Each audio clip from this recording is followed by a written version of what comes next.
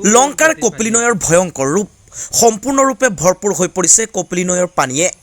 ফলত যিকোনো মুহূৰ্তত মথাউৰি ছিঙি সৃষ্টি হ'ব পাৰে লংকাৰ অকান্তু থাইছুবালি ফৰ্মাপাৰ কপিলীপাৰ লস্কৰ পথাৰ আদি কেইবাটাও অঞ্চল উল্লেখযোগ্য যে পানীয়ে বৰ্তমান সকলো নলা নদী আদি ভৰপূৰ হৈ আছে ইয়াৰ উপৰিও বৰ্তমান অতি দ্ৰুত গতিৰে কপিলী নৈৰ পানী বৃদ্ধি হোৱা পৰিলক্ষিত হৈছে চাওক লংকাৰ অকান্তুৰ মাজেৰে বৈ যোৱা কপিলী নৈৰ পানীৰ কিছু দৃশ্য ফ্লাডৰ সময়ত বহুত ঠাইত মাথাউৰি ডুব যায় তেনেকুৱা অৱস্থা আছিলে কিন্তু সাব কন্ট্ৰাক্টৰ কেইটাই মাথাউৰিত ক'লে যে কাম শেষ সম্পূৰ্ণ আমাক যিমান দিছিলে সিমানে কৰিলোঁ কিন্তু একচুৱেলি হাইটত কোনো মাটি দিয়া হোৱা নাই একমাত্ৰ বহল কৰিছে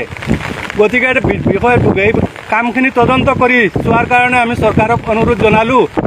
আৰু সম্পূৰ্ণ কৰি নিদিলে মাথাউৰি ডুব যাব বাৰ